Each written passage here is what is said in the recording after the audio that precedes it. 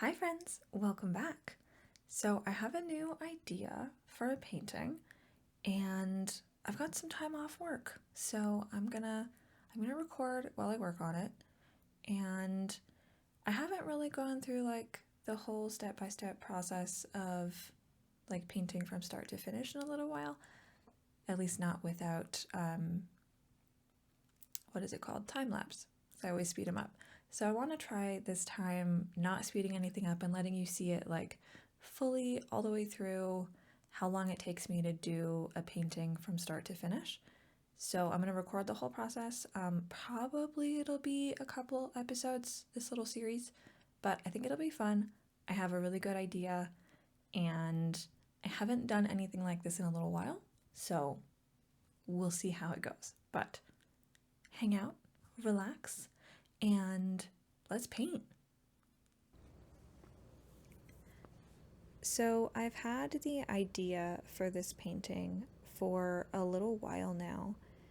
I probably have 3 or 4 different reference photos that I'm using for this, and they're not really references, they're more, I have found that I get inspired by looking at other artists' work, especially other gouache artists' work, and then I can take 3 or 4 different pictures or paintings that are by other artists, and I get some really good ideas and really good inspiration from their pieces.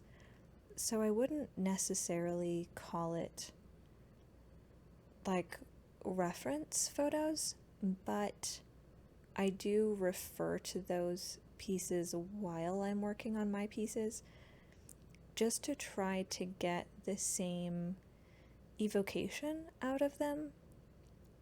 Like, I get this sense of peace when I look at one of these pieces, and I wanted to try to evoke that same sense of peace in this piece, this painting. So I think I've talked about this on the channel before, but I don't paint water very often, and it's something that I want to get better at painting and get more comfortable painting. So this piece is heavily featuring water. That guideline that I drew is the horizon line, basically. So that is going to be the ground, and then the bottom third of the canvas is water. So one of my friends described this as like the Bob Ross ratio, because he liked to do a lot of, you would have about 2/3 of the canvas be normal, like ground, woods, mountains, whatever, and then about 1/3 of the canvas would be water. So I have that kind of ratio, but not really the same. I'm not gonna do a mountain in this one, and honestly the background is gonna be basically just this gradient, and I am using 3 colors for, I think, the vast majority of what you're going to see in this video. I am using Viridian Green, Titanium White, and Ivory Black, and I'm just going to make a gradient and try to reflect it on the bottom. Partway through this video, you'll see that I realize I don't need to keep the guideline uncovered, because I can leave it to where I can still see it through my upper paint layer, and I'll just start painting over it. But for the first part of this video, that hasn't occurred to me yet, so I'm still trying to keep that guideline in place.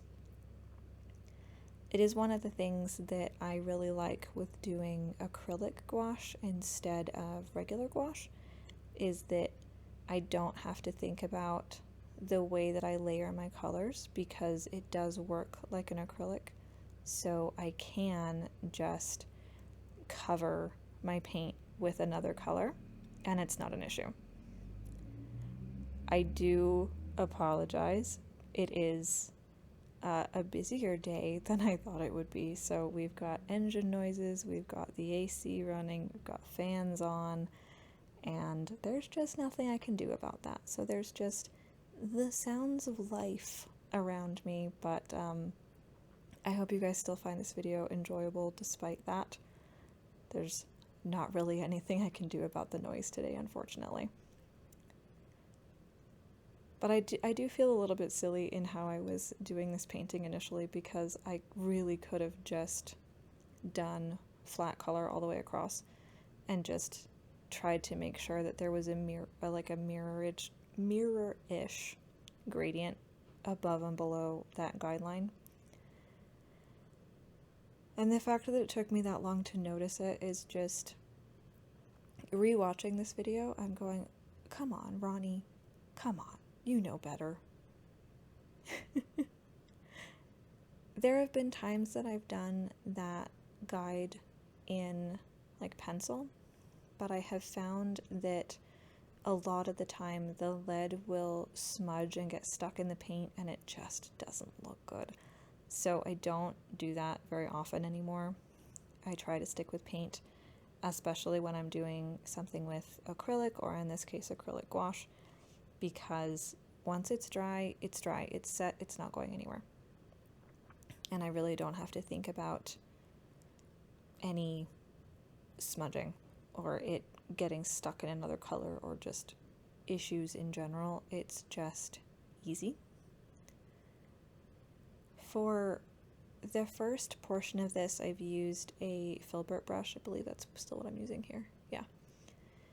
And I wanted to try to do all of this with a filbert, but I did find partway through that it was just not quite getting the texture that I wanted. I wanted to have this very glassy, serene look to the background, and the filbert was just leaving a little more texture than what I was looking for. I was getting more paint lines than what I wanted. Oh, see here? Here's where I realized I can just paint through that guideline. But I do eventually switch to a mop brush, because I find that the mop really gets a good texture on things. You can really get that glassy, smooth finish super easily when you're using a mop brush. And a lot of other brushes, they just don't quite give you that same finish, which is not ideal. So here it is. Here I've switched to that mop, and I'm just giving it a brush over to kind of blend those colors together. There's something about a dry, or honestly wet will work too. There's just something about a mop brush that is amazing for getting a smooth color gradient. It works beautifully. And they are some of the brushes that I honestly don't use them as often as I probably should, but they are a beloved part of my paintbrush kit. When I do use them, I absolutely love them. They do take some getting used to, but once you get the hang of it, they're pretty fabulous. So color-wise for this piece, I'm on this kick of seeing how much I can do with very few colors on a canvas. So I think my last video I showed you guys, it was I Owed You a Fox, that one. I have a very monochromatic piece. This is going to be slightly similar. I am really enjoying seeing how much texture and detail I can get with using colors that are in the same family. So I'm not only going to be using Viridian Green for this one, I will also use some shades that are in the same family but are not quite Viridian. So I've got a phthalo green, I've got a turquoise blue, I've got a teal. So they're similar and they're relatives, but they're not the same exact tone. It has just been really fun to play with colors like this and to see how much difference of color you can get while staying in the same color family. So that's what I'm sticking with this piece. I am really going to try to see how much I can get out of very few colors. There will, of course, be accent colors that are different. This one will have the red fox in it, so she will really stand out, which is something that I really liked with that I Owed You a Fox painting that I was doing. I love how well that red fox stands out on that painting. She just really pops. And that was what I was going for. That was what I wanted. I wanted you to really see her. So here's a funny story. My sister-in-law and I went and got some, those little resin ducks that people on social media have been hiding in their relatives or good friends' houses? So my sister-in-law got some because she was going to go visit her brother.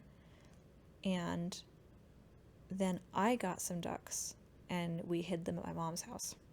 And they have since been re-hidden at my house and my sister-in-law's house.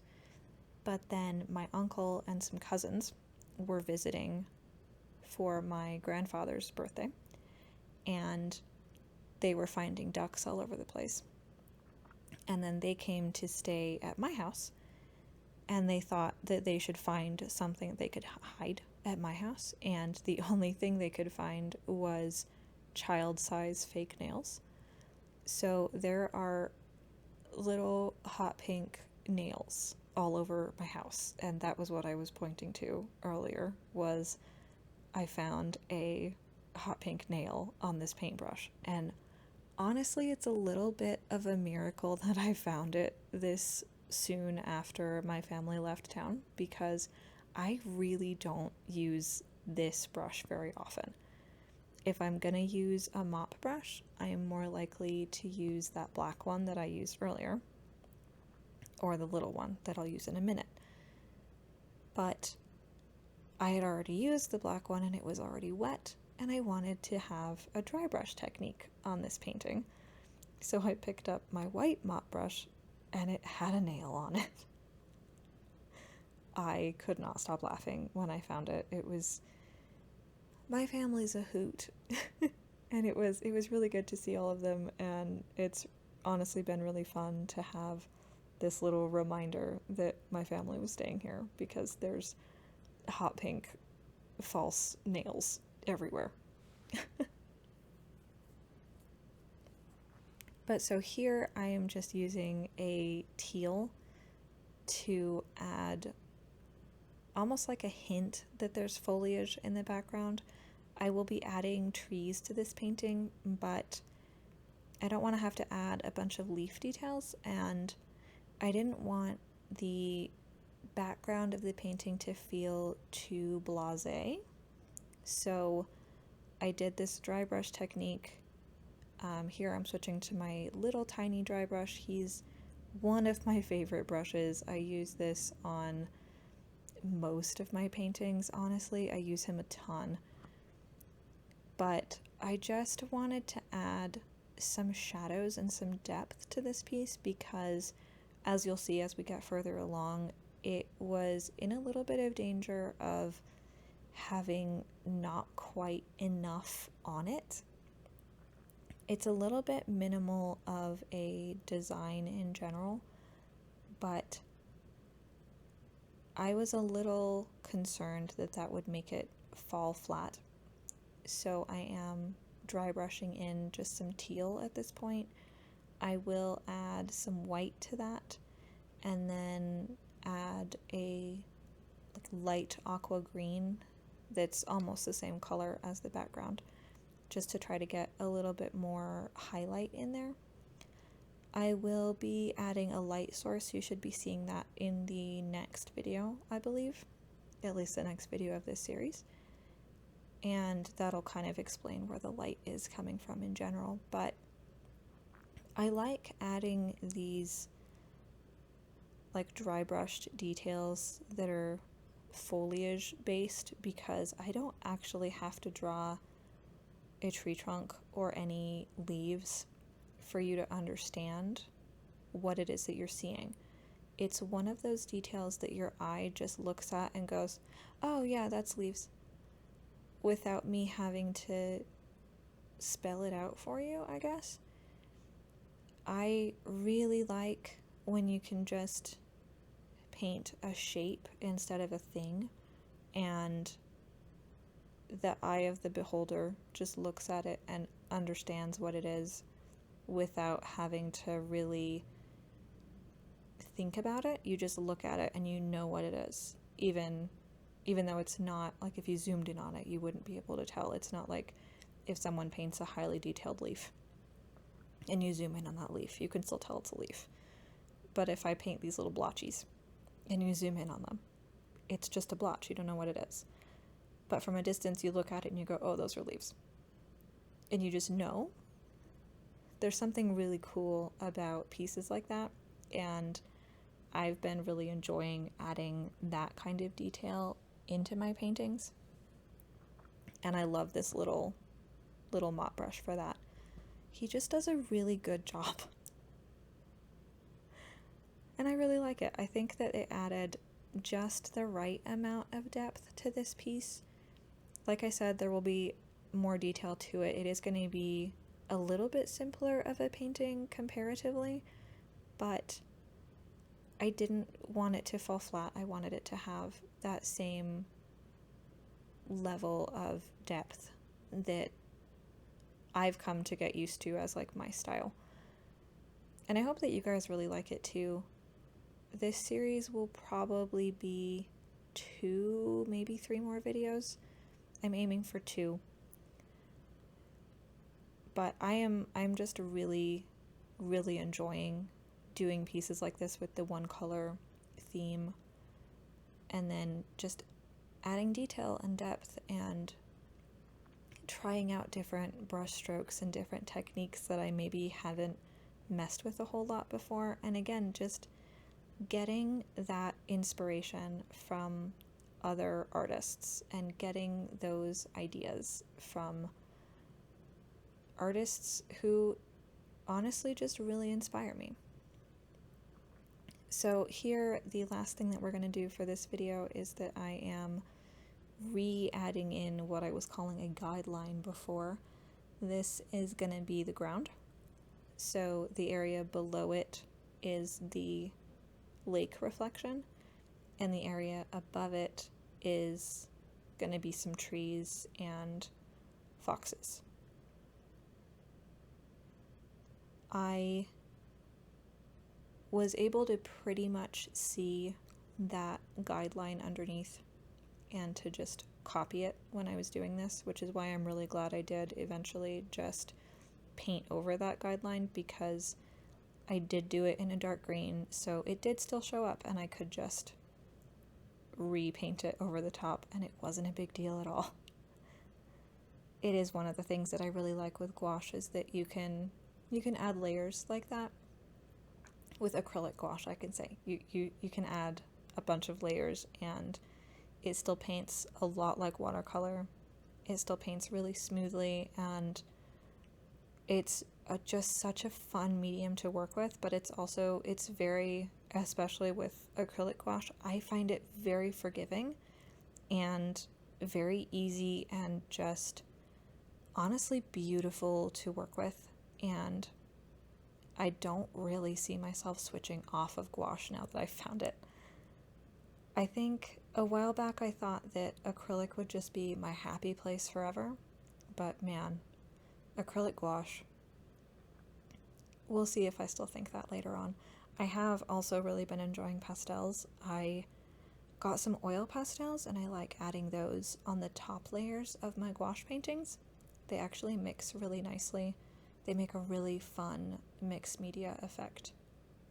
I will try to show you that in another video because it does make some really pretty stuff, but I only have like sample colors, so I would need to get something more than just black, white, red, yellow, green. Anyway, I hope that you guys have enjoyed what you've seen of this painting so far. I am right now calling this piece Foxes in Reflection, but of course, there's no foxes on it yet. Those will be in the last part. But I think that you'll really like it, and I hope that you enjoyed me talking about painting and my techniques and everything. These are some of my favorite videos to do, so I honestly hope that you guys like them as much as I like them. If you don't, I'm sorry. But anyway, thank you for putting up with my rambling and for watching me paint, and I will see you again in a couple weeks with the next part. Bye, guys.